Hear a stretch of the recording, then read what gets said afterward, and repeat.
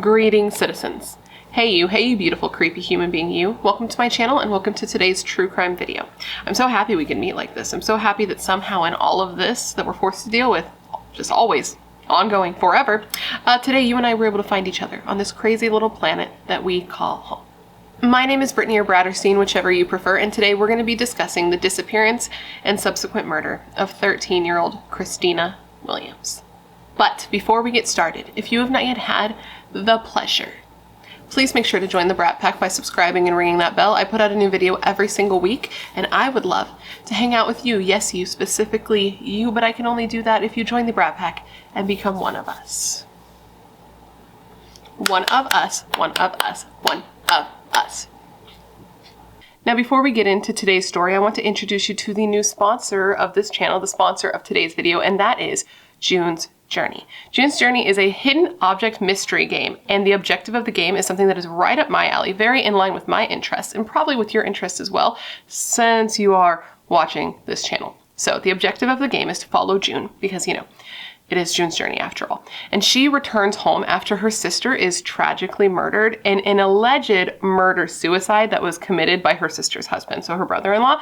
But June gets there and she's like, I think there's something more to this here, and her objective in the game is to find out what really happened. This is a perfect game for me to play when I finally get some downtime during the day, whether it be at the end of the day after the baby goes to bed, or during contact naps where I'm glued to the couch for an hour. Basically, I just open up the app and you look for these little clues and hidden objects in these beautifully curated scenes. Like, truly, they're so pretty. And it's the kind of thing that really makes you work for it. Like, let me show you a close-up, but they really make you look for the clues. The way the scenes are curated, which I like because it makes me feel like I'm actually working my brain while still being able to relax. And with each clue, it takes you one step closer to solving the murder of June's sister and her brother-in-law, while uncovering family secrets along the way and getting out of tricky situations in witty ways, as only June can do. And the best part is you get all of this fun for free. I downloaded it just on my phone, but you can download it on iOS, on Android, on Facebook. You can download it in all of the places. So if you'd like to join in on all the fun and help solve a 1920s murder mystery, because honestly, who wouldn't want to do that? A murder mystery where there's no actual people involved, so we don't have to have like the immense sadness that we feel week to week here, then make sure to click the link in my description box to download June's Journey, and make sure to use my link so they know that I am the one who sent you. And now I just want to say another thank you to June's Journey for sponsoring today's video. It's sponsors like June's Journey that make it possible for me to put out videos as consistently as I do. And a big thank you to you guys for always being so supportive of all of my sponsors. You rock, don't ever change. All right, now that I'm done begging you to join my cult, we can get into this video now. Today's video is another hometown suggestion. It was suggested to us by a member of the Brat Pack named J Baby. Hi, J Baby. Thank you, J Baby. And this is a case, like many hometown suggestion cases, that I had never heard of before. And when I started to look into the case, I am blown away that I never heard of it before, and I don't really understand how that's possible, because this was a very, very highly publicized case at the time that it took place. Like, when she first went missing, and even after she was discovered to have been killed, many people were trying to bring attention to her case. People from Mariah Carey, Clint Eastwood, they were making pleas to the public for information to come in. Yet despite that, I had never heard her name, and her photo was complete. Like, when I looked at the photo that they used, it didn't ring any bells in my brain. But it does seem like I'm not alone here, because as I oftentimes do, I went and I searched on YouTube to see if there were a lot of videos on her case already, and I was looking to see if there were any that were like super detailed, and surprisingly, there just aren't, which is super weird to me because it seems like the type of case people would cover. It's a very involved case. It's a very sad case. It's a terrifying case. It is every person, every parent's worst nightmare. It's a little girl being snatched from basically her own front yard, a place where she was supposed to be safe. So today I'm going to tell you that entire story. I read all of the things, so many things, so you do not have to. And now at the end of this video, I want you to answer the question of the day, but I'm going to give it to you now so you can kind of have it kicking around in your head throughout the video. And that is this. Do you believe that Christina Williams' murderer is responsible for additional murders? Once we go through this video, you'll know why I'm asking that question, so go ahead and just gather all the information so that at the end you can let me know what you think. With all of that said, come gather around and let me tell you the story of the disappearance and subsequent murder of 13-year-old Christina Williams. Now, I want to start this video off with a quote that I think is going to give us an idea of what we're in for here. You know, a little bit of a toe dip into the fucked up pool that is this story. And this is a quote from a woman named Mary who later attended Christina's funeral once she was found. And she said, and I quote, "People will say whoever did this was an animal, but animals don't do this. Whoever did this is a monster." Now, to get started, let's jump in our handy dandy time machine and head to 1998 in Northern California. We're going to be going to a coastal town or city, whichever. It's called Monterey, California, and it's 2 hours south of San Francisco. And specifically, we're going to a place called Fort Ord, which was a former army base that was no longer in service. If that's the terminology, I'm not sure. Basically now it was a place where a lot of military families lived, and this is where the Williams family lived because Papa Williams, his name was Michael, he had been in the military. So this family was Alice the mama, Michael the papa, and their 3 kids, which were 2 daughters and a son. It was a son named Michael Jr., a daughter named Jennifer, and their youngest, their baby, a daughter named Christina. Now, on Friday, June 12, 1998, an hour before sunset at 7:30 p.m., Christina, the baby, wanted to take her dog for a walk. Now, her dog, his name was Greg. I know, the cutest thing I've ever heard in my entire life. Well, Greg had been a birthday present for Christina just a little under 2 months before. So she was super stoked on him. So Christina goes to her mom and is like, "Mom, can I please go and walk Greg?" And at the time that she was asking, it was Friday. It was the first week of summer vacation. It was a super chill day. The sun was still high in the sky. So she's like, you know what? Why not? Christina's walks typically only took like 15 minutes. So she would definitely be back before the sun went down. So she had no reason not to let her daughter go. So Christina threw on her brother's Raiders jacket, she kicked on a pair of Adidas slides, leashed up her pup, and left with the intention of just going on a quick walk. But unfortunately, she never came home again. Now, who was Christina Williams? Christina Marie Williams was born May 1st, 1985 in Japan to her mother, who was Filipino, and her father, who was in the U.S. Navy. As I stated, she was the youngest of the family's 3 children, and initially her and her family had lived in Japan at a naval base, but the family had decided to move over to the mainland and settle on the California Army base less than a year before she went missing. They had literally just moved there. Christina was like many 13-year-old girls. She kept a diary, she had a favorite color, it was purple, and like many kids in the 90s, which I can relate, she collected Beanie Babies and loved the Spice Girls. Really, she just loved all pop music, her favorite singer being Mariah Carey, who she may have idolized a bit because she too loved to sing. Christina loved animals so much that she'd take pictures of dogs and horses off the internet and hang them up in her room. She would actually make little animal collages, which I think is absolutely adorable. And when she grew up, she wanted to be a veterinarian. She was also very smart, an excellent student. She had just completed 7th grade at Fitch Middle School, and in an article I read, she was listed on the 7th grade honor roll student list. So she was obviously very good in school. She was described as bashful and shy, but also as bright and bubbly. And she was just a sweet little kid, dude, you know? Like, though her family hadn't lived in the area long, her neighbors remembered that she would always run and get her family's mail with a smile on her face. Her family said of her, and I quote, "She is probably close to a perfect daughter. Everything she does is helpful. It's courteous. She works hard. She's conscientious. She's punctual. She's reliable. There couldn't be a better daughter in the entire world." Now, on the day Christina went missing, she goes out to walk Greg. After she leaves, her mom, who's tired, lays down on the couch and kind of dozes off a bit.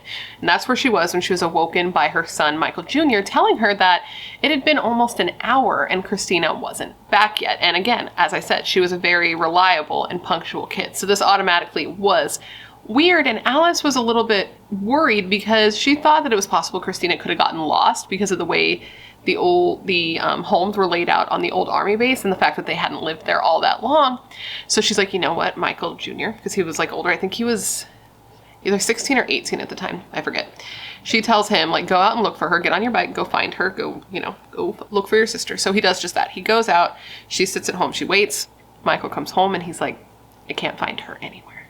At this point, Alice was worried, but she wasn't like scared yet because so she's thinking to herself, she's like, listen, it's not like she went to a friend's house. It's not like she went somewhere and could have, gotten into trouble along the way. Like, she doesn't know anybody yet. We've only lived in the States a short period of time. It's not like she has family or friends nearby that she can like walk to and we wouldn't know about it. So there was that. And on top of that, they lived on like a military base. So she didn't think there was a chance of danger seeping into that place. When her family moved there, they didn't consider the fact that there could be danger at all. So knowing that Michael Jr. hadn't found her, Alice steps outside to kind of look around and see what she can find. And that's when I can only imagine her stomach just tightening into a little rock, because she looks down the street and she sees someone coming. Well, someone. What she sees is Greg, Christina's dog, walking, leash still attached, but totally alone. It was at that moment that Alice's husband and Christina's father, Michael, actually pulled into the driveway. Apparently, President Clinton, who was president during this time, was in town or nearby for a conference, presidenting. And Michael, because he had been in the military, he was at this conference. So I know that seems random, but it's going to come into play later. The whole Clinton thing does come back into play in a small way later in the story. So anyways, he gets home and Alice tells him what's going on. She tells him about being missing. She tells him about the dog and the leash and all of that. And immediately he says he felt like he was hit with a ton of bricks. He got in his car and he immediately drove down to the base police station so he could report her missing. And apparently the police weren't too worried. They thought that they were going to find her quickly, but her father wasn't so sure. He said it was very weird that she was gone, and he knew just how many places there were on that base, lots of thick woods, things like that, where a person could easily get lost. Her dad did try to find her, though. Obviously, that night he went out with Greg. He went out just walking up and down the trail, searching for her, calling her name, but he didn't find anything. So then he just had to go home. And that night, his family, they just all sat there and tried not to think of the worst, tried not to have the worst case scenario in mind, just thought that she was probably lost out there in the heavily wooded acres and acres on this army base, which is just a really sad thing to think about.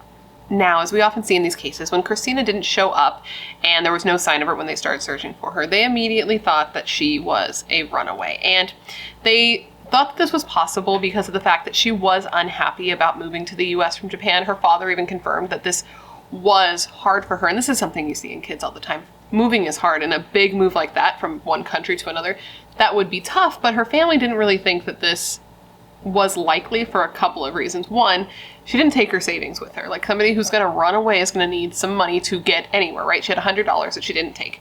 She also didn't take her military ID, and she didn't take Greg. And okay, let's say that she wasn't going to take her dog with her when she ran away. She wasn't going to just leave him wandering in the streets by himself either. Her sister Jennifer said of the runaway theory, and I quote, "As much as we hope she's a runaway, there's no clues to indicate that she has. Every time we hear the phone ring or a knock on the door, we're filled with hope that she's on the other side." Now, initially this was being looked at by local police, but soon thereafter, like pretty early in the investigation, it was deemed what? It was thought that she was abducted, so the FBI was brought in. Now, the FBI could have been brought in also because it was on a military base, and that could make it a federal crime, I think, but I'm not sure. But one thing I do know for sure is they brought in scent dogs and to look for her, and they gave her a t-shirt. I don't know if the dog was a girl. They gave the dog a t-shirt of Christina's to smell and get her scent, and the dog was following it, doing a good job, being a very, very good girl/boy. When all of a sudden it lost her scent. And where it lost her scent was in the center of a street, which led police to believe that she had been abducted in a car, hence, child abduction, the FBI. And this abduction theory, it would have been a stranger abduction. And in the area, they hadn't had a stranger abduction for as long back as any people on the force could remember. Within a few days, searchers had been in full swing with over 60 FBI agents coming down to the area and tons of searchers. They combed through the 10,000-acre former fort by helicopter with infrared, bike, and even bloodhounds. Volunteers were searching by foot, by bike, even on horseback and ATVs, and searchers used dogs to check the thousands of vacant buildings that were scattered across the base. Thousands of flyers with Christina's face were passed out, and families, like full families, mom, dad, dad, kids, like full-ass families. You understand what I'm saying? Full families went door to door asking people if they had seen Christina. And this wasn't her family. This was other people deciding that they wanted to help find this little girl and went door to door to see if anyone could help them do so. Christina was described as half Caucasian and half Filipina with brown eyes and shoulder-length brown hair. She stood at 5 feet 3 inches tall and weighed 70 pounds. She had last been seen wearing blue jeans, a striped shirt, blue Adidas slides, and a black jacket with Raiders printed on the back. And she was said to wear glasses, but only for reading. And something about that note got to me because it's so human, you know? A little girl needing glasses just so she can read. I don't know, something about that note just got to me. Her family had taken her missing persons poster and they had taped it onto their car windows, like the side windows and the back windows. And they also had t-shirts made up that just had a photo of Christina with one question on it. And the question was just, have you seen this girl? Now, this investigation was really difficult right off the bat. First off, a stranger abduction, those are harder to solve because the victim and the perpetrator don't know each other. And on top of that, no one saw anything. There were no witnesses to her abduction. Apparently on that day, there was like some big sports game. I think it was a basketball game. And so there was a house like right next to her that was having a watch party and people were like inside and yelling and hooting and hollering, you know how people do with sports. And in another house, there was 3 dogs that were barking their heads off in response to the people at this house that were partying and making all this noise. So even if she had screamed nearby, nobody would have heard her. Now, a couple of tips that were seen to be as promising did come in towards the beginning of the investigation that seemed from the outside at least to, and it may have, I'm not sure if it really did or if it just seemed this way by articles, but it seemed to really propel this investigation, this search, in one specific direction. And this first tip came in from a woman who said that she had been out jogging the day that Christina disappeared and that she had been approached and harassed by 2 men. She said that she had just been kind of running along when these 2 men in this specific car pulled up to her, started giving her a hard time, but then one of the men said to the other men, like, she's not our type. This isn't the type that we're looking for. And they left. And at the time, she didn't think it was anything weird, but then in hindsight, with the little girl missing, she was wondering if maybe she was too old for them and they were looking for more of like a child, you know, something you don't even want to think about. But that's why she called to police and told them about this. And this woman, by the way, ended up being put under hypnosis to see if she could remember anything else about the car. This happened like later, I think, but all she was able to remember is that one of the digits from the license plate was a 6. Now, the next tip came from a woman, I believe it was a woman, 99.5% sure it was a woman, a witness who claimed to have seen Christina the day she disappeared. This person said that they saw Christina sitting in the back of a car, a girl who looked like Christina, sitting in the back of a car with 2 men, and she was crying. Now, the reason that these tips seemed to stand out to police because both women seemed to be talking about the same 2 men and described the same car. They said it was a late model, light gray, either Mercury Monarch or Ford Granada, but they both described the same car and the same men. The investigators immediately thought that these tips were very important and credible. They talked to the witnesses and they thought they were reliable. And the witness who thought they'd actually seen Christina was shown a photo of Christina and they were like, yeah, that's the girl I saw. So police immediately start looking into this. And the family, as soon as they hear about this car and these suspects, they actually think that it's going to be kind of like a fast solve because they had something to go on. But it turned out that wouldn't be the case because just in Monterey County alone, there was like 5,000 cars that matched that description. The FBI went in and they looked into all of these cars and cars all over the state, not just in their county, and none of them led to Christina.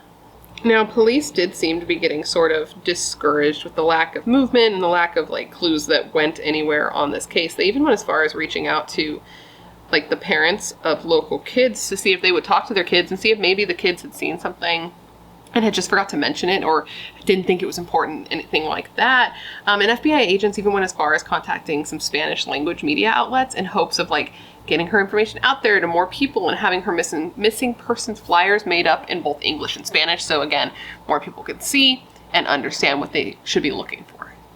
In the meantime, friends of Christina's family, and Christina's family themselves went as far as creating like an area, like a hotline, basically for tips on Christina and like for people to call to find out what they could do to help. And it was set up on the old Army base, and people would call in to find out where flyers needed to be passed out and things like that. And they also set up a booth at a festival and at a fairgrounds where they could keep getting the word out about Christina in these areas in hopes that, again, more eyes on the case would bring in more tips on what happened to her. Badges were passed out that had Christina's photo on it. It basically had her photo and then a little yellow ribbon was stapled to each one, which is the, symbol of a joyous return. And one of the volunteers said that they considered Christina to not just be the Williams' daughter, but everyone's daughter. And that's why everybody was so invested in finding her. Of course, her family took part in all of this as well. They did interviews with several reporters to keep the word out there and answered thousands of emails sent from people that were just offering support to the family, which they appreciated, of course, but sometimes they couldn't help but get frustrated, you know, just to always have to say the same thing, like, yes, thank you, but nothing has changed. Yes, thank you, but nothing has changed. And then at night, they just had to return to a home that just felt empty because, you know, Christina was missing and their TV was always tuned on to the news in case there was some breaking news story with an update that they just hadn't heard about yet. It's like this family's lives just froze. The kids didn't, you know, it was summer vacation when this happened. They didn't have a summer. Jennifer had plans to go visit her boyfriend in Missouri before, I believe, leaving for college, but she didn't go. The family also had a plan to Yosemite, like a trip to Yosemite planned for the whole family to go to. But again, they didn't go there. And even like normal trips, things that were normally used for them to have some fun and to do things, like the things that they did do, the few things that they did do, great, were just used as opportunities to spread the word of Christina's disappearance. They felt like they needed to constantly be out there advocating for her and reminding people of her and reminding people that she was still missing so they wouldn't just move on with their lives and forget about her. Holidays came and went uncelebrated, her sister saying that no day would ever feel special again without Christina. And the family that wasn't religious prior to this, they hadn't been to church in years, was now going every Sunday. They said that they had to. They said that they had to be religious and that they had to have faith because they didn't think they could move on without having that hope and without God. They said that they knew they had a strong family and that definitely helped, but it was really hard to get past the negative emotions and stay positive and stay focused, but they knew they had to do that in order to keep moving on and keep fighting to get answers for what happened to Christina. Like they didn't have the luxury of falling apart because they didn't have answers and they had to keep looking for her. And her father said of this, and I quote, "Christina, one word. For the most part, everything revolves around Christina. Doing something to try to get Christina back. That's all you're thinking about. That's all you're focused on. That's all you're doing." Her father said that they were basically living in the twilight zone at this point because they were sitting there watching people go on with their lives like things were normal when their world was literally, figuratively, on fire around them. It was like they were in a nightmare that they couldn't wake up from. And honestly, that's exactly what it sounds like to me. A nightmare you can't wake up with. Can you imagine the uncertainty, not knowing, the questions you would have, the what ifs all the time? And at least if you know what happened, as horrible as it is, the questions are lessened. The what happened is gone. You know what happened. Why it happened, you might never know, but you at least know what happened. You at least have certainty and not closure, but you start moving towards that. You start being able to cope more because you at least don't have to keep holding on to hope that they're coming back. You know what I mean? But if you don't know, even though you know the percentage of them coming back is low, even though you're sitting there questioning constantly, like the what ifs, this, that, you know what I mean? There are those rare instances where people have come back after weeks, months, even years. So you can't let go. You can't stop because what if they are still out there? It sounds awful. And her father said specifically of this, quote, "That is what eats you alive, that there's no resolution." So the family hung on. They hung on to hope. Their home phone was constantly ringing from people, you know, wanting to know if they were okay, wanting updates. You can only imagine all the people who were calling, and they always made sure that somebody was there to answer it in case it was Christina. There were always people knocking on their door. They were never alone, but they were always lonely because they didn't have their child. Now back to the two witnesses who had given police descriptions of the car, right? The car that gave the family all this hope, all that jazz. It wasn't just the car that they had a good description of. Both of them also had good descriptions of the two men who were in the vehicle, the ones who had harassed the girl and the ones that were seen with the girl that looked to be Christina. So they actually sat down with a sketch artist and sketches were drawn up of these two suspects or persons of interest. The two men driving the car were said to be in their late teens or early 20s. One was described as having, quote, flabby jowls and a dark brown flat top haircut, and the other was described as having a thin face, prominent cheekbones, and a slight mustache. And both men were said to be either Asian or Pacific Islander. So from these descriptions, the sketches were drawn up, and these sketches were actually drawn up by like a world-renowned sketch artist named Jean, and she had actually worked on other cases, big cases like the Unabomber case, the Oklahoma City bombing case, and the Polly Klaas case. And she had like a unique way of doing what she did. She would sit down with people, and instead of using like the pre-existing facial images, which is something that they do, she would actually sit with them, interview them in depth, and draw based on what they said, not showing them things and being like, is it close to this? Is it close to this? She would just basically do it from scratch with her mind. From there, more than 15,000 flyers were passed out in the Monterey area, with even more, like thousands more passed out in other areas in California. And the flyer showed a smiling photo of Christina alongside the 2 sketches that Jean, Jean, had drawn. Now, these sketches were very useful in bringing in tips. Now, were they useful tips? Only time would tell. But they got tons of tips of people who had seen these people. People who had seen these people. Yes. Somebody had definitely 100% seen one of these men at a hotel. Like, I seen it. Okay, there was a point where like a 7-Eleven ended up being a place that was very interesting to police. They had even looked at the surveillance videos in the 7-Eleven because somebody who worked there said that somebody had come in the day that Christina went missing and had bought like a map of the area and a clothesline. So that was very weird. Police also paid special attention to a tip that a man who looked just like one of the men in the sketches was in a car parked outside of like an auto body shop. So police like descended on him. Turns out it was nothing. And in another instance that was, I guess, pretty big at the time, police like swarmed the Golden Gate Bridge to arrest a man who looked like somebody in the sketch who, again, turned out to be no one of real interest. Basically, the point is, these sketches brought in tips. I believe there was at least 5 different witnesses who all claimed to have seen these 2 men on the day that Christina disappeared around the same time between 7:30 and 8:15 p.m., which was, incidentally, exactly when Christina went missing, because she left her house at around 7:30. And police were convinced that they were on the right track, that these had to be the right people because there had been so much publicity around it, right? And sketches passed out everywhere. So if you were these men and you had nothing to do with it, why hadn't you come forward? Why were you hiding? One of the officers even gave like a press conference and was speaking to these men in these sketches directly and was like, "We will identify you, bro." At one point, police really believed that these sketches were leading them somewhere when in 1999, a 17-year-old girl in Petaluma was abducted by 2 men and lived to tell the tale. Apparently she, who I'll just call Noelle, that's not her name, but that's what I'm going to call her, she had been out jogging when these 2 men pulled up and kidnapped her and pulled her into a car, which was described as a brown 4-door sedan, and then they took her to a secluded area. But she did survive is the point, and she was able to then give descriptions of the men who had abducted her. And when these descriptions were compared to the descriptions of the men seen as persons of interest in Christina's case, the similarities were, quote, scary. Both were described, like one was described as pudgy and the other described as thin and pockmarked, but the ages that she gave didn't line up with the ones from Christina's case, and no other evidence seemed to link them, so police had to move on. All right, so that was in 1999. I went forward a little bit there just so I could tell you where the flyers led, but we're going to go back a little bit now to when Christina went missing. And basically, they searched the whole area that she had been in, and they decided to call the searches off. And this was about July 1998.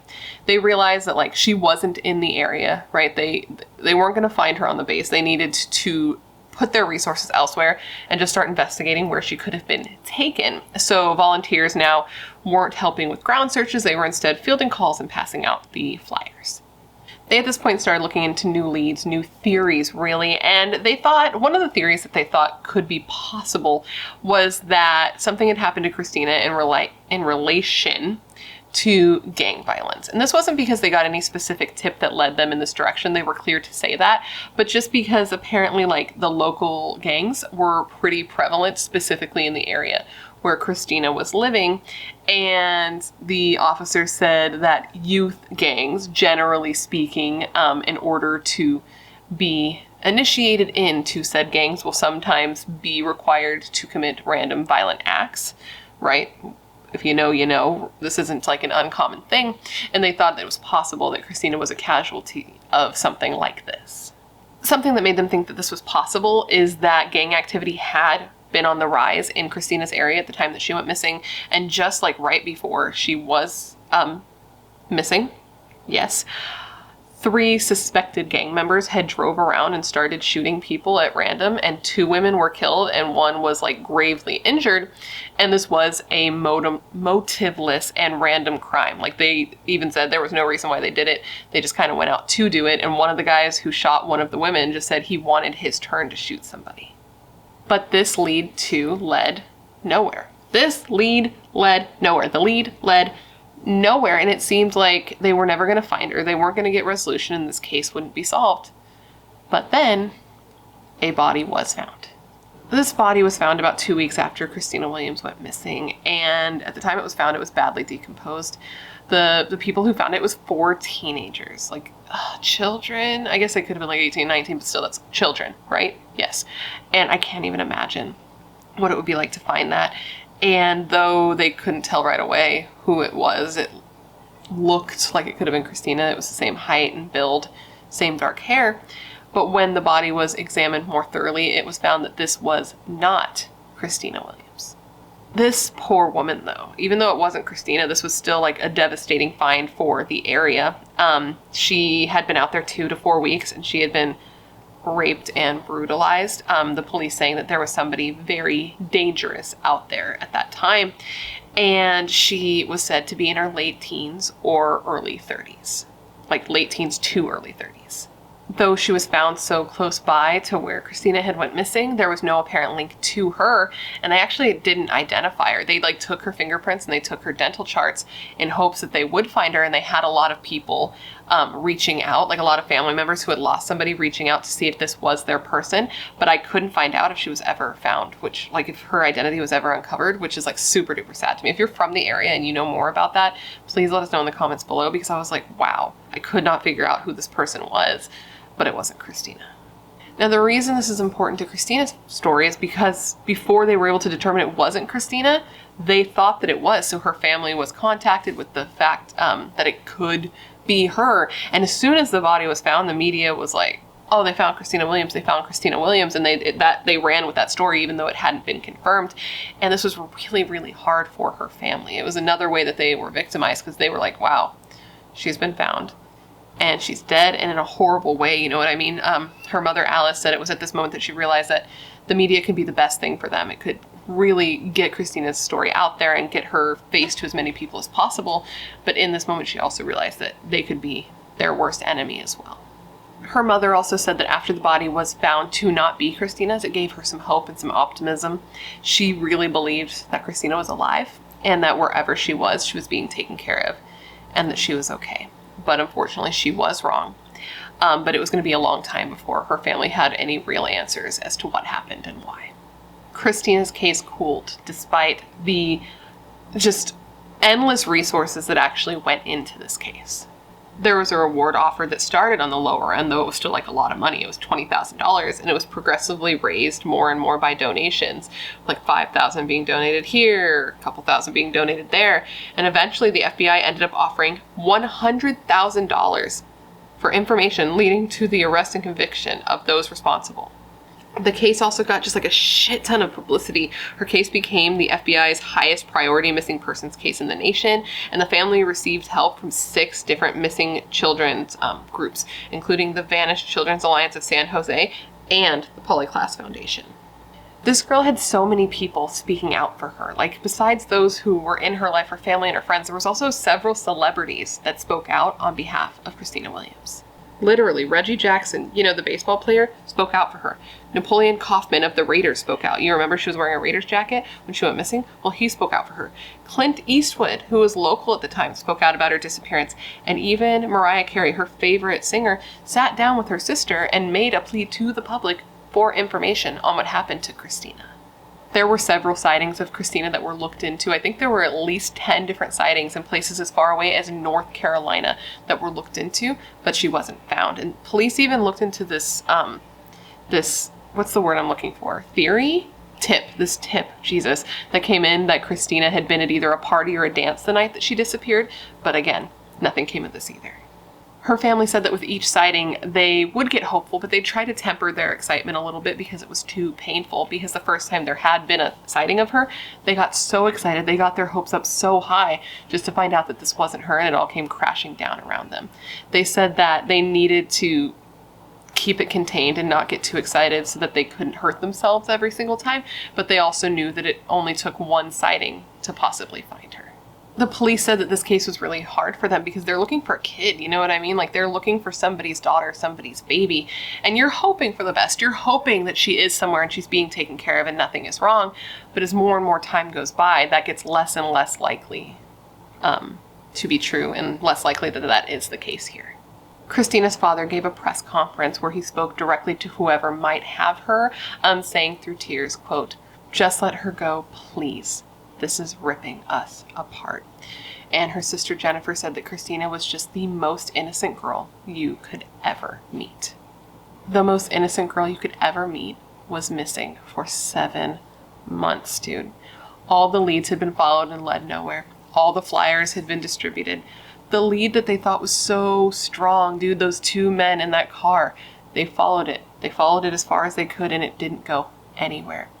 7 months worth of questions finally got an answer. At least one of the questions that Christina's family had was answered, and this was the question: is Christina alive?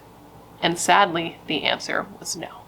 On January 12, 1999, a botanist from the University of California, Santa Cruz had been on a rural area of Fort Ord. Her and a partner had been surveying the area square meter by square meter when they decided to split up so they could cover more ground more quickly. The botanist, her name was Erica. She was about 500 yards off of a paved road in this area of Fort Ord that was filled with like dense brush and grass, like a lot of, growth, when she smelled something, and she described it as, quote, "the smell of death, decomposition." And as she moved closer towards that smell, she discovered what she called a long bone and a clump of black hair. She says that when she discovered this, she went into shock, and she actually walked away for a second to kind of shake her head and convince herself that she had found a deer. She really didn't want it to be what it was, because she says she knew about Christina. She knew about Christina's disappearance. Her and her coworkers at the botanist store had talked about the situation. They were all worried because of what they did for a living that they might stumble across her. And now she was doing just that. And just for a little, like, as the Morbid Podcast calls it, a palate cleanser, this botanist later went on to help build Christina's memorial after the fact, which is something that I don't know if I'm going to remember to say later. So while it's on my mind, I'm going to tell you now. Now, along with these bones, there were more items. There were a pair of blue jeans, a bra, underwear, a striped t-shirt, a pair of Adidas slides, and a black Raiders jacket. Once the body was found, it took days for the coroner's examination to take place and for it to be confirmed that it was Christina, but it was confirmed. And this was confirmed and the information given to her family on her mother's 47th birthday. It literally puts chills through my body. I can't even imagine, like, it's too fucked up. So they tell the family, and Jesus, I can't even imagine what they were going through. I know that they stayed inside their house for a while just processing it. And afterwards, they did come out and they gave a press conference. And during this press conference, Christina's father said of her discovery, and I quote, "The news is not the miracle we wanted. But if God was able to provide a miracle for everyone who said he wanted one, then there wouldn't be any miracles." Her mother added, and I quote, "I've been praying to God to bring back Christina. I've been praying to bring her back whatever comes out. Now I'm praying to God that whoever took our daughter will get caught. You know who you are." End quote. And her prayers would be answered. Her daughter's murderer would be caught and he would be arrested.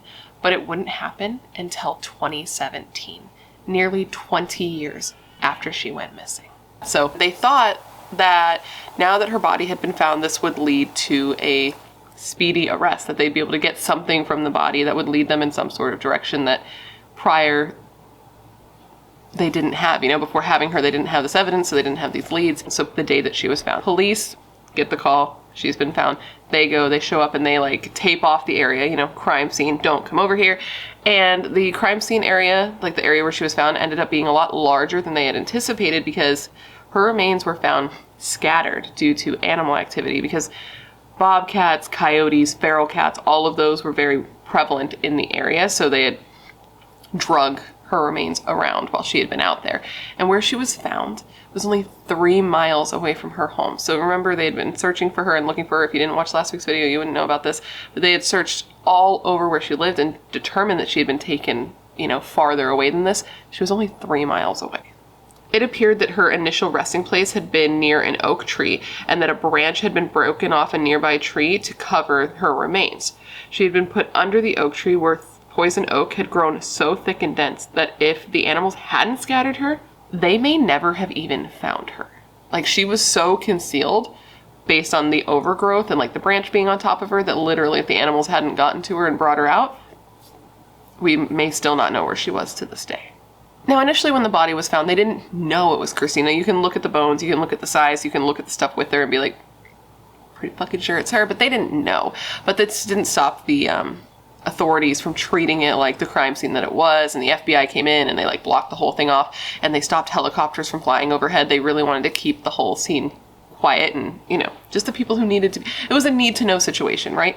But they did reach out to her family and let them know what had been found, because they were pretty sure it was her.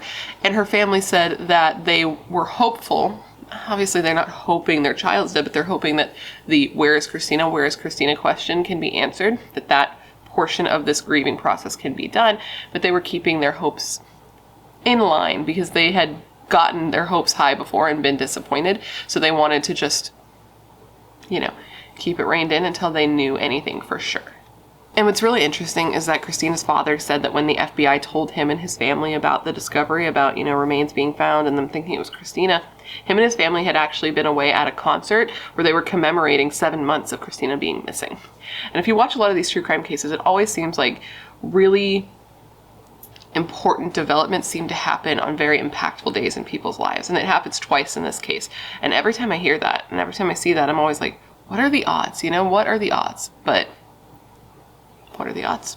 Her father also said that in learning this news, they were trying to keep it together, but they were very close to boiling over. He said that they had always known, like, though they were hopeful that she would come back, they had always known in the back of their minds that this sort of outcome was more likely. But obviously they were hoping it wouldn't be the case, but they were being realistic.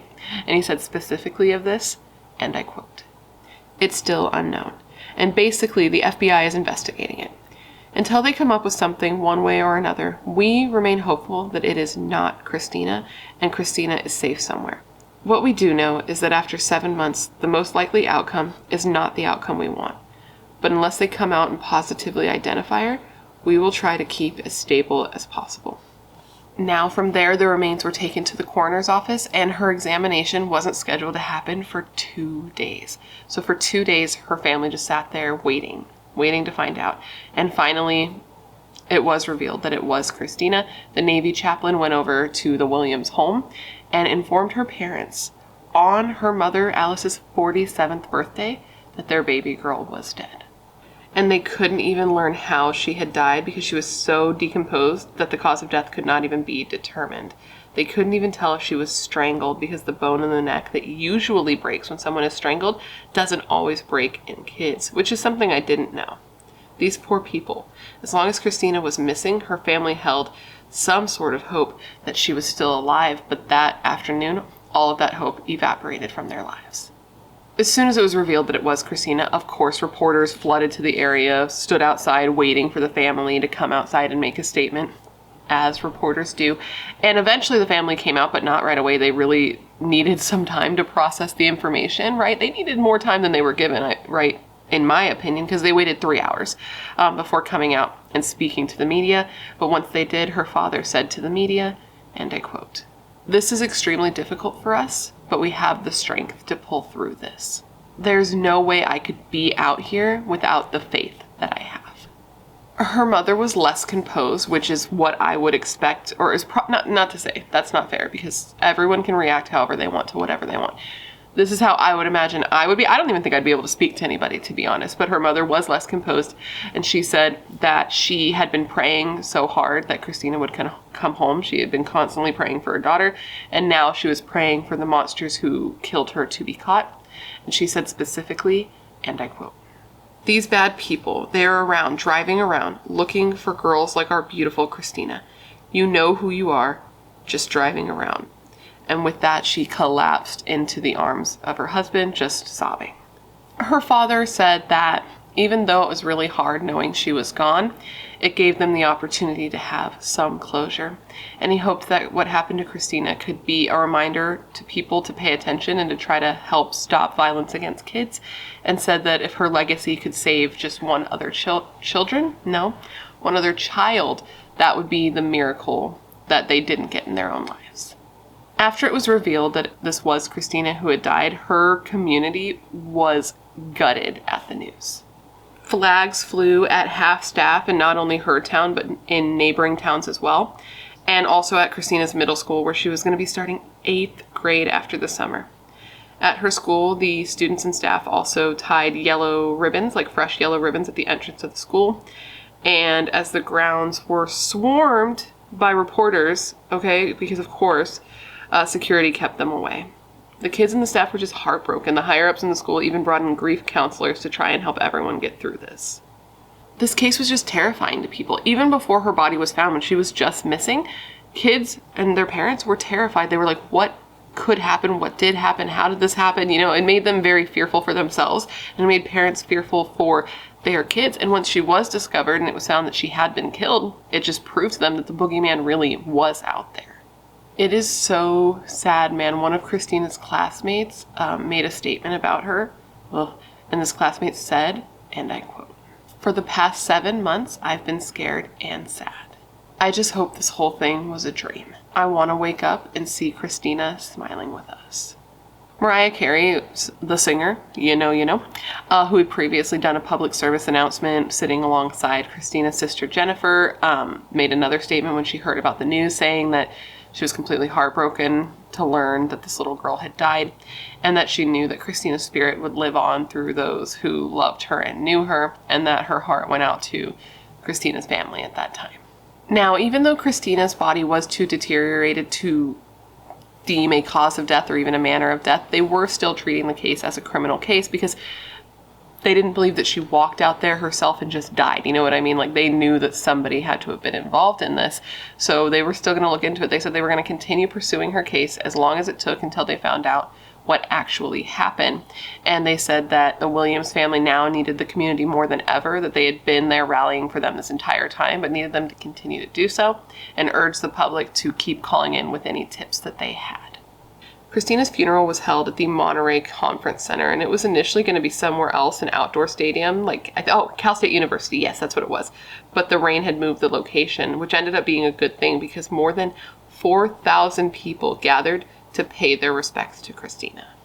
For Christina, Alice, her mother, wrote, quote, "A lot of times I feel so sorry because I was not there when you were taken. I don't know what to say. I feel so angry, but most of all I feel alone without you. I will always remember you, my sweet girl, my baby. I love you dearly." Christina's father had written her a letter the night before her funeral, and he read it at the funeral, and it said, quote, "You had all the attributes of an angel while you were here on earth. Was it your smile, that beautiful smile that I will cherish the most? Was it your kindness, your motivation, your cheerfulness? For me, your finest attribute was how you cared for other people. Yes, Christina was my angel here on earth. Now she is everyone's angel in heaven." People spoke out with love and kindness like her parents did, but people also spoke out in frustration. Frustration that something like this could happen to somebody so young. Frustration that somebody was just out there who had gotten away with this so far. One woman, I believe her name was Mary, I don't remember. One woman spoke out at her funeral and said basically that people who were there, people who heard about this case, would say that whoever did this was an animal, but that animals don't do this to people. Animals don't do this to other animals. You know what I mean? She said whoever did this to Christina was a monster. And another 13-year-old child, another kid that was Christina's age, spoke out and was basically like, listen, whoever did this should die slowly. And I was like, can you argue with the child? I don't know if you can argue with the child. This is really, really messed up. Mark Klass, which if you don't know who he is, he's the father of Polly Klass. She was abducted and murdered. It's a really terrible case. I haven't covered it, but if you want to look into it, it's another case to look into. Well, after his daughter died, he set up the Polly Klass Foundation, and this foundation actually helped when Christina went missing, and he then attended Christina's funeral. And at her funeral, he said, and I quote, "Evil makes us turn away in fear. We must create an environment that does not allow such evil. We must protect our children in ways we were not able to protect Christina. I can tell you that what happened to Christina could happen again and again and again. The next time, it can be you." So now that Christina's been found, police have a whole new area to search, and they're finding it to be very difficult to do so because, again, thick bushes, lots of trees, wildlife everywhere. This was the type of place, I think it was like a quarter mile or a half a mile away from any homes, and it was just the type of place that was so overgrown that it would be very easy for a person to get lost out there. Like, for example, okay, I read that the year before Christina was found or was kidnapped, the year before, a parachutist had died when his chute didn't open. It's really sad, it's really messed up, but basically this parachutist fell into this area. People saw him fall. They watched it. They're like, there he is, right there. It still took hours for them to recover his body because of how intense this area was, just to give you a picture. So they're like, well, we have our work cut out for us. And this is an area that had been searched before. It had been searched twice on foot, once with dogs and once with all-terrain vehicles, and still they had missed her. They had missed her. So some officers are over here doing that. They're searching this area. They're trying to see what they can find. In the meantime, other officers are going over to the nearest by homes and questioning those people, trying to see if they had seen anything, if there had been any weird people in the area. I mean, it had been 7 months. It seemed like she had been out there this whole time, but these were new people that they could now question who they hadn't questioned before because they didn't know this place was where she was before, right? So they asked them, and several neighbors said that they had seen a boxy sedan in the area and that the men that were in this car matched the description of the men from the missing posters before. You remember the sketches? We discussed the sketches at length last video. Well, they were like, yes, the skinny one with the hair and everything, he was in the boxy sedan. I saw him. I seen it. He was there. And police were like, great, that's awesome. That fits into what we've been thinking this entire time. So at this point, they were like, yes, we are still on the right track. And the two men in the sketches were still the focus of their investigation. But just like before, these men in these sketches led nowhere. The leads drew up and the case went cold.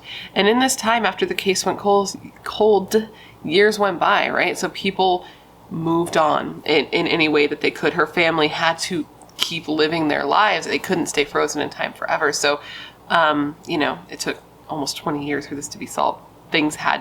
Something had to give. So by this time, her family had moved. They had moved first to another area in California before moving to another state altogether. I believe they moved to Florida. And it was good for them not to have the constant reminder that their daughter had been killed, right? That their sister had been killed. Everywhere they looked, they just saw reminders of this. This is where she went missing. This is where they found her. They searched here. We did this here at the etc. So it was good for them to not see that all the time and be able to have some sense of normalcy. So they moved on. Her sister had gotten married and had kids, and they had all became born-again Christians. Investigators had to move on too. Some of them even retired, but this didn't stop them from being very affected by Christina's case. I read so many articles about like former FBI agents, current FBI agents, people who worked on the case talking about how Christina's case really stuck with them, how one even kept like a photo of her on his desk, like by his computer, so that he'd always remember her, and that they just were so sad and affected by her because they just got too close to this case. I saw one particular interview where a former FBI agent named Rick, we'll call him Mr. Rick, he was being interviewed by Anderson Cooper, and he was talking about the way he was affected by Christina's case, and that this case affected him in a way that no other case had ever affected him while working on the FBI. And he said that it was because Christina was a purely sweet little innocent 13-year-old who had never done anything in her life to harm anybody. Now, I mentioned this interview in particular because something interesting did come out of this interview to me. And that was that Mr. Rick, while being interviewed by Anderson Cooper, said that police believed, FBI agents believed, law enforcement believed that Christina had been killed by a white male with a history of sex crimes. And I was like, because remember, these two men in the sketches were not white men. They were not. And I was like, how did they come to this conclusion? How did they get here? They said that they didn't have anybody specific in mind. They just thought a white guy was sex crimes, but nobody in particular. But I think that they did have somebody specific in their minds when he's made this statement. When this happened, it was in 2006. This was 8 years after Christina had been found. And I don't know. I just think that they had somebody in mind. And this is clearly, they had clearly changed their focus from the two men in these sketches by this time, because now he's saying it's a single white guy. So that's why I found this interview to be so important, because I was like, oh, this is the first I'm hearing of this single white man theory, that they don't know who it is, but they have a very specific, I guess they could have done a profile. I know they did do a profile, but I don't know. I think they had somebody in mind, which we'll get to later. You know what? Let's just get there now. This lone white male theory, this white dude that came out of nowhere that they didn't have anybody in mind. I think they did, because now we're going to fast forward a bit to 2017. And that's when there was finally an arrest made for the murder and abduction and murder of Christina Williams. And this was a man named Charles Hollifield, or Hollifield, Hollifield. I hardly care how to pronounce his name, to be honest with you. Like, it's the least of my interest while looking into this case, because he is a dick. Now, that name does sound like it comes out of left field, like Charles Hollifield. We haven't heard this guy's name at all during this whole story. That's because to us, it was unknown this whole time, right? Like, the public didn't know about him, but apparently police did. Apparently, this is a guy who was on their radar from the very beginning. He was one of the initial people of interest during when the tip line was set up, went way back when she first went missing. Police knew this guy existed. So if you recall, back when Christina first went missing, a bunch of dogs were brought in, remember? And they gave the dogs Christina's t-shirt. The dogs sniffed. They found her trail ended in the middle of the street. Well, the man who brought these dogs was a man named Ronnie. Ronnie worked as a ranger for Fort Ord, so he knew the area, and he knew who frequented the area. Well, Ronnie had called into the tip line either when Christina was first missing or when her body was first found. I can't remember exactly which one. Either way. Less, not 20 years, like 20 years ago, basically, is what I'm saying. He called a long time ago. And he was like, listen, there's this guy that you might want to look into. He's a sex offender who's really known to the Fort Ord area. He's here a lot. I catch him trespassing here all the time. He knows the area. His name is Charles Hollifield. This guy had a gross record on him dating back to when he was only 18 years old. When he was barely an adult, he sexually assaulted a 17-year-old girl on Fort Ord. Later that year, he was identified as a man who raped a 14-year-old child behind an elementary school. And for whatever reason, he wasn't prosecuted for this. I don't know why, and I don't even want to get into it because it's going to make me so mad. A few years later, he kidnapped and raped another 14-year-old child. And this crime he did admit to. This is the only crime he's ever admitted to, by the way.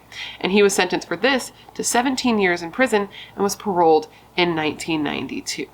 So this sounds like somebody who police might want to look into, right? Like, the fact that he was that sort of monster and that a ranger there was like, hey, maybe you should look into him because it seems like maybe he could be into something, would be like something, right? But he wasn't even the only person. He wasn't even the only person who suspected Charles Hollifield at this time. There was this journalist named DeSantis, and DeSantis wrote an article for whatever publication he worked for. I cannot recall. Doesn't matter. He wrote this article, and in this article he was like, hey, I think maybe you guys collectively, the police, should look at this guy named Charles Hollifield. I think that there's a good chance that this guy could be a suspect in the disappearance of Christina. Because he wrote this article like years before she was, before the case was solved. I think he wrote it even before her body had been found. So this is when she was just missing. He wrote this article and was like, hey, I think this guy should be a suspect, and here's my list of reasons why he would be a great candidate to be looked into. So this article went out into the written verse, and Charles saw it. I think he was in jail at the time. No, it doesn't matter. Charles saw it from wherever he was. At some point he was in jail. I'm getting off track. Article. Charles sees it, contacts DeSantis and was like, listen, great article, man. Written very well. This is you did a good job. You did a bang up job, but you did get, something wrong. DeSantis is like, oh, enlighten me. And Charles was like, so, you got my birthday wrong by one day. And DeSantis was like, so that's what I got wrong. Your birthday by one day, but not the murdery stuff and the reasons that I think that you're responsible for a little girl's disappearance. Okay, cool. Charles then goes on to say something to DeSantis that I don't think he meant to say. I think it was something that he didn't realize would matter, but it did. He gave a little bit of guilt knowledge. He said to DeSantis, like, listen, they're not going to be able to prove that it was me that put her in those bushes. Now, if you recall, Christina was found in those like poison oak bushes where her body would not have been recovered if the animals had not scattered her. Well, it had not been revealed to the public at this time that she was found in those bushes. So this could be seen as guilt knowledge, because how did he know that it was bushes that she was found in when police didn't even know that initially because she had been scattered? DeSantis, because of his role in everything that happened here, did end up getting interviewed a couple of times for a couple of different like news articles and also like TV shows, you know, how they do. And it's because, you know, he was seen as somebody who, one, got a little bit of information out of Charles Hollifield, and also was somebody who just suspected him from the beginning like he should have been. And one of the TV producers who produced one of the shows that was on television, TV producer, that DeSantis was on, said of DeSantis, and I quote, "If you look at what he was doing with Mr. DeSantis, it looks like he was begging to be caught. It was like a power trip or a malignant narcissism. I think Mr. DeSantis' work was as insightful as any investigator's. He helped put all the pieces together. He's quite a storyteller and an auteur." DeSantis responded to this praise saying, quote, "I don't see my role as being all that significant, and credit for this case being solved and the perpetrator being brought to justice must go to the FBI agents, including those who continued this work after they retired and the other law enforcement officers who never gave up on this case." But man, just imagine DeSantis's like shock and face when he got the call telling him that Charles had been arrested. I can't even imagine. But anyways, back to Christina going missing. It's June 1998. Charles Hollifield is a seasoned sex offender with 2 strikes under his belt. And if you're not familiar with the California 3 strikes law, basically like baseball, 3 strikes and you're out. There's like a list of different crimes that you would have to commit to be up for a strike. And most of them are violent crimes. I think there's just a couple, maybe even just one that's not considered an actual violent offense. And he has 2 of those at this point when Christina goes missing. And police do suspect him then. Oh, and because I forgot to mention real quick, if you get 3 strikes, you're up for 25 years to life in prison. So that's why it's such a big deal to people. And that's why it's a big deal in general. Police had made a profile of Christina's abductor and murderer, and he did fit. Charles fit. Among other things, he was a sex offender, repeated, and he lived in and was very familiar with the area of Fort Ord. And had lived there because Charles's father had actually been a master sergeant in both the Korean and the Vietnam Wars. And that was exactly the type of person that police were looking for. And on top of that, all of his known victims, were short, slight of build, with long, straight hair that fell past their shoulders, just like Christina. Now, throughout the years, Charles Hollifield was interviewed by police in relation to Christina's murder and disappearance several times over the years, but he always said he had nothing to do with it, and that's good and fine, right? A lot of people say they have nothing to do with things they do, but Charles also had an alibi. Well, okay, at first, he said he didn't know if he had an alibi. He couldn't remember where he had been or what he had been doing. It was a complete blank slate up there.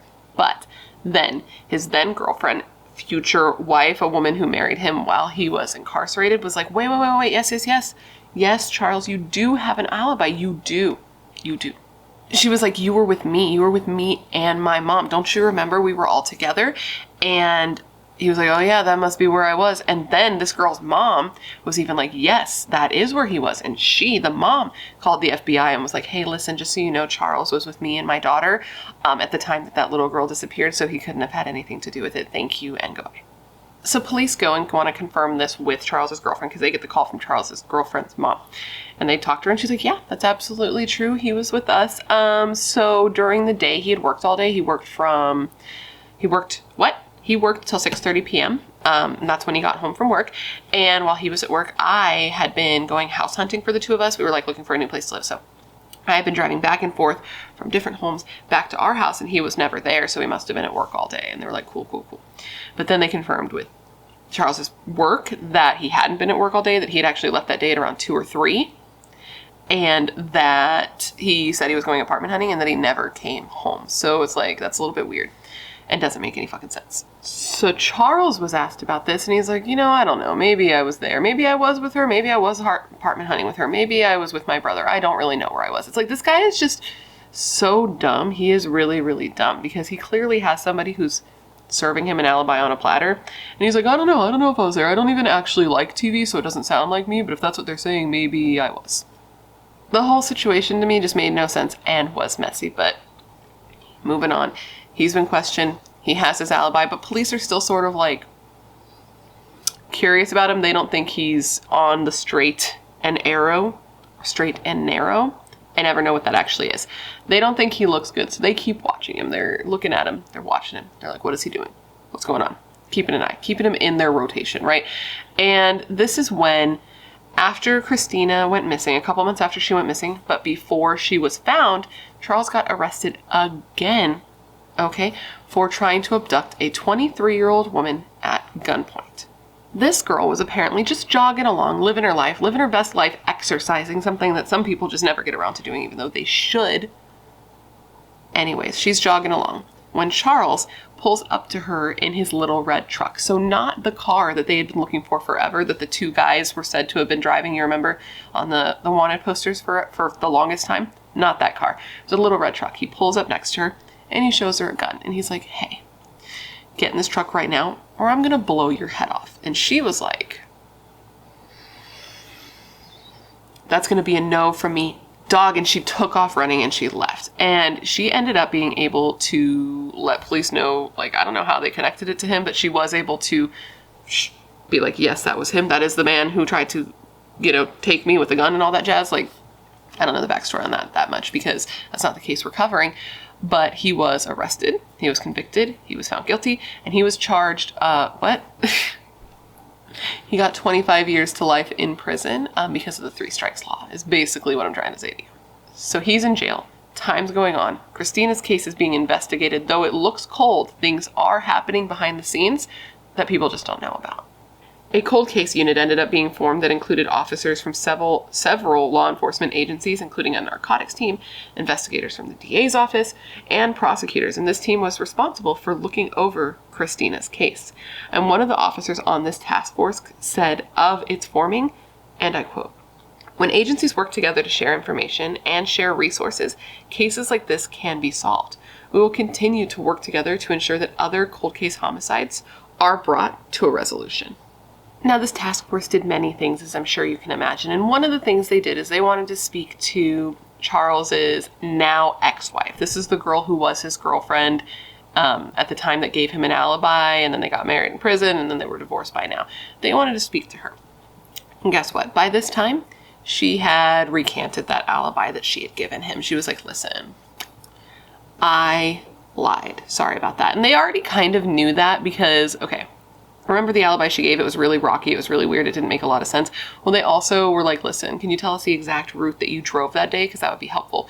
She gives them the exact routes and they're like, well, how is that possible that you were driving these places this way at that time when Bill Clinton, if you recall, was in town and these types of roads were like not travelable. So how'd you do that? And she's like, I don't know. And they're like, yeah, we know that you were lying. But anyway. Basically, she told police that she had lied for him all those years ago because she felt like she had to, because she was scared of him.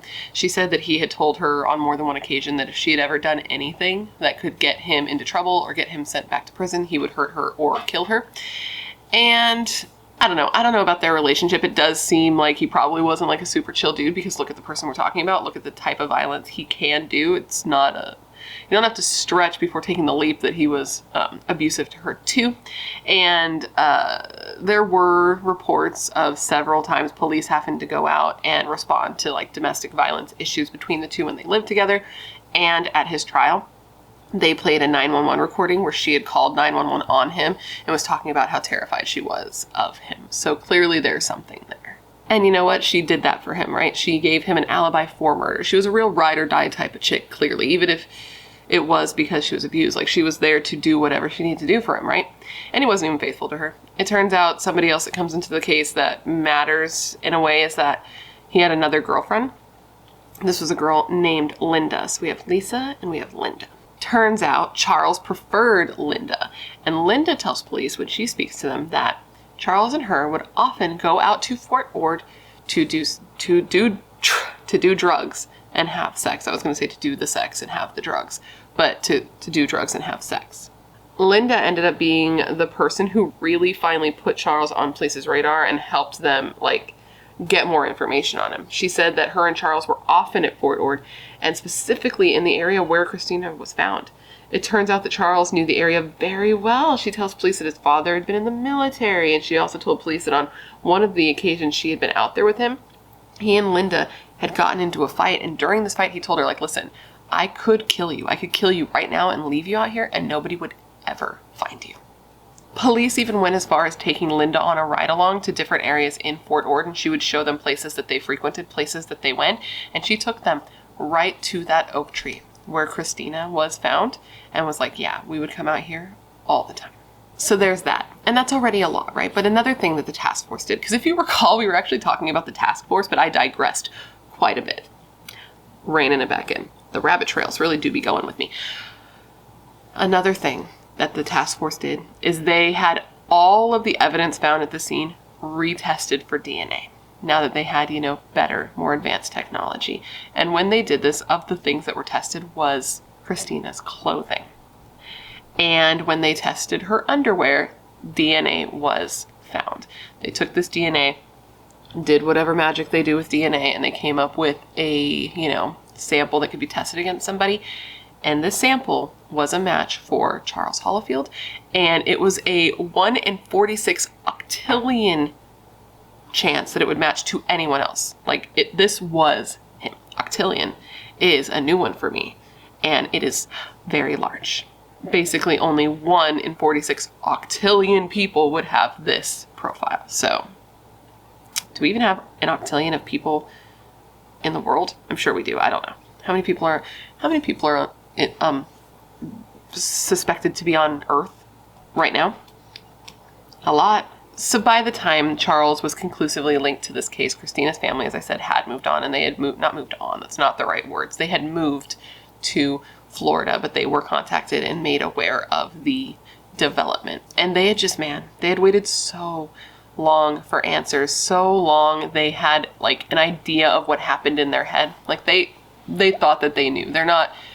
They're smart people. They know what young women are generally taken for, so they had ideas. But now they were going to have to go to trial, and they were going to have to hear all the actual details and have this mental image in their heads. Anyways, I don't think I mentioned, but Charles was arrested, right? He was arrested, he was charged, and he pled not guilty to all of his charges. So his trial started in March of 2020, so just it seems like that was yesterday, but 2 years ago now.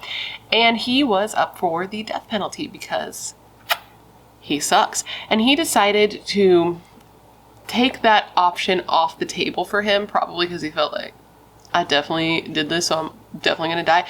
And he decided to waive his right to a jury trial and instead have his fate decided by a single judge, which isn't something that you see happen super often. At least I haven't covered a lot of cases where that has taken place.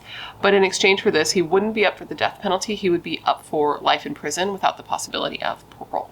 The family was there for each of his hearings, and her father said that during the time when he would see him, he would just think of all the ways he could, exact revenge on him, but was trying to shake those thoughts from his mind because it's just not the type of person that he was. Now, the defense did the best they could, right? They tried to say that the police were coming at his client with a vengeance, and that the DNA that they had, though it was 1 in 46 octillion chance it was anybody but him, was not enough to prove that he was guilty beyond a reasonable doubt. Okay. And then he also brought forward the witness who claimed to have seen Christina in the back of a car driven by 2 men who were clearly not his client, to again try to bring reasonable doubt into the equation. The DA believed that what happened is that Christina was walking down the street just being a cute, adorable 13-year-old with her dog when Charles Hollifield, who was around almost 40 by this time, pulled up next to her in his vehicle, pulled out a gun, and forced her inside. They think he then drove her out to that secluded area that he knew well, forced her from the vehicle, raped her, strangled her, and then left her in those bushes under that branch that he had broken down from a nearby tree. What made this very powerful, like this testimony powerful, this theory powerful, is that the two women who he had been, or girls, the two girls that he had been, well, they were women by this point, doesn't matter, the two people that he had victimized prior testified at this hearing about what they went through with him. And I think that that really helps the jury be like, this guy is a monster. Christina's mother cried as she read a prepared statement where she basically said that Charles should be locked up forever. He should never be released, so that he could never hurt any children, any other children, the way he hurt Christina. And she said that her life has never been the same since her daughter died. In the end, the judge found Charles Hollifield guilty of the murder of 13-year-old Christina Williams with two special circumstances. One, that the murder was committed during the commission of kidnapping, and two, the commission of a lewd and lascivious act on a child under the age of 14. She also convicted Charles of kidnapping Christina with the intent to commit rape, and found that the allegations that he was a habitual sexual offender who had suffered 4 prior strikes under the California's 3 strikes law was true. And during his agreement, he had also waived his right to an appeal, like his agreement to not have a jury. He waived his right to an appeal. So that's that. After sentencing Charles, the judge said, and I quote, "The defendant will spend the rest of his life in prison with no relief. The DNA evidence is overwhelmingly convincing and persuasive." The judge asked Charles if he would like to speak, if he'd like to make a statement, and he was just like, no. And this was a big change. He was quietly no, all meek. And this was a big change from who people had seen at his arraignment, because at his arraignment, he was a big dick, and he looked at the camera and flipped off the camera. So he had definitely chilled out once he found that he was going to be in jail for the rest of his life. Christina's father said of the ruling, and I quote, "What's really nice is the fact that it's over. This is the end and no appeals." So this is the last we're going to hear about this case, and the last we're going to hear about Charles Hollifield. He added that it wasn't final closure because he didn't have his daughter. He didn't get to have her back. He'd never see her again, and that would never get better, and that they'd never fully heal from that. That was a constant that would be in their lives forever. But now they didn't have to worry about who had done it, and if they were just out there free living their lives. Now, does Charles have more victims? I definitely think it's possible, and police seem to think that he's at least responsible for one more murder. This was the murder of a 20-year-old woman named Jennifer Morris, who disappeared in January of 1983, but her remains weren't found until 2011 in a wooded area behind the Del Monte shopping center, just a few hundred yards from where she disappeared. I guess what happened is that Jennifer and one of her friends were going to go shopping. They were going to go on a shopping trip together, but they had gotten in some sort of fight. So Jennifer decided to go by herself. So she went, she did her shopping, she bought some stuff from Saks Fifth Avenue, and then she just disappeared. And her car, which was a Ford Pinto, was found abandoned in the parking lot. On August 18th, 2011, a land surveyor had been out there surveying land as they do, and in doing so, they stumbled upon her skeletal remains in a shallow grave. And obviously they couldn't tell right away that it was her, but through dental records, they were able to confirm it. And by the time her body had been found, both of her parents had passed because it had been so long, but she did have, I believe it was 2 brothers that were still alive who were shocked to learn that she had been found. When her best friend, the friend that was supposed to be with her that day, found out that she was found, she said that she had very strong mixed feelings on the whole situation, but was really angry that she had just been right there that close this whole time and had just not been found. Now, I didn't see an update on whether or not Charles has been fully conclusively found to be connected with this case. The reporting that she was believed to be a possible victim of his came out in 2015, so even though that seems like a long time ago, because it's 7 years ago now, in the terms of investigation, sometimes that really isn't that long. So I hope that they are able to connect this. If he's the one who did it, I hope they're able to figure that out conclusively, because 1983, that's 40 years. Almost 40 years, and she hasn't been given any sort of justice, and that's just very sad. Now, enough about Charles Hollifield, because he is boring as fuck. Let's talk about Christina, and let's talk about the legacy that she is leaving and the way people are remembering her. One of the ways that Christina is remembered is that in the area where her body was found, there is now a memorial for her. It's a big ass 8-foot cross covered in plastic flowers with an angel. And on the base, there's these 3 boulders that surround it. And on one of them, there is a plaque. And the plaque says, and I quote, A gift from God, Christina will always be remembered as a loving daughter to her parents and a compassionate sister to our community. May each of us do everything possible to prevent this from happening to any of our children ever again. In addition to that, a scholarship was set up at University of California, Berkeley in Christina's name.